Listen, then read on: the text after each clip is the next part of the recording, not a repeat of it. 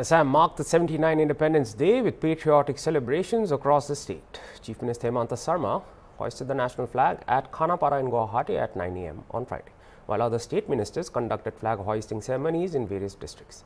Security was tightened statewide after a call for a shutdown by the banned militant outfit Ulfa Independent, which also urged people to boycott the celebrations.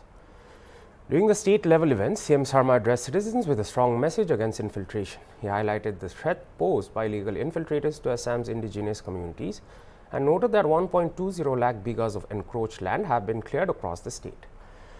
The CM emphasized that evicting encroachers and illegal infiltrators is crucial for protecting future generations. He warned against challenges such as love jihad and land jihad and urged citizens not to sell land to unknown individuals, affirming the commitment of Assamese indigenous communities to safeguard their land and identity.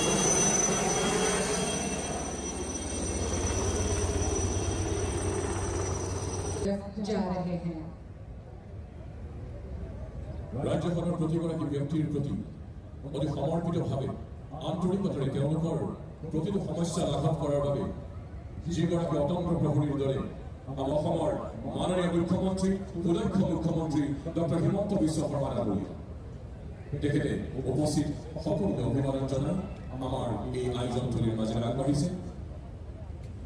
আমি এখন কৰ্মমুখী অসম নিৰ্মাণ কৰি আমাৰ অসমৰ ভৱিষ্যত কোনেও প্ৰশ্নবোধক চিন কেতিয়াও আঁকিব নোৱাৰিব। শ্ৰদ্ধা ৰাইজ, মই আপোনালোকৰ লগত আজি স্বাধীনতা দিৱসত কথা পাতোঁতে পুনৰ এবাৰ আহ্বান জনাম। আমাৰ জাতি সত্তা আজি এক সংকটৰ মাজেৰে আগবাঢ়িছে। স্বাধীনতাৰ প্ৰাক মুহূৰ্তত লোকপ্ৰিয় গোপীনাথ বৰদলৈয়ে অনুভৱ কৰিছিল যে আমাৰ ভৱিষ্যত কিমান নিৰাপদ হ'ব আৰু দুটা দশকৰ পিছত এই স্বাধীনতা দিৱসৰ পতাকাও এজন অচিনাকি মুখ্যমন্ত্ৰীয়ে উৰুৱাব। এয়া হৈছে অসমৰ ভৱিষ্যত। আজি জনগাঁথনিৰ পৰিৱৰ্তনে অসমীয়া লোকক, আমাৰ জনজাতীয় লোকক, ভাৰতীয় লোকক 60%লৈ সংকুচিত কৰিছে। 40 আৰু 60%ৰ মাজত পাৰ্থক্য মাত্ৰ 10%।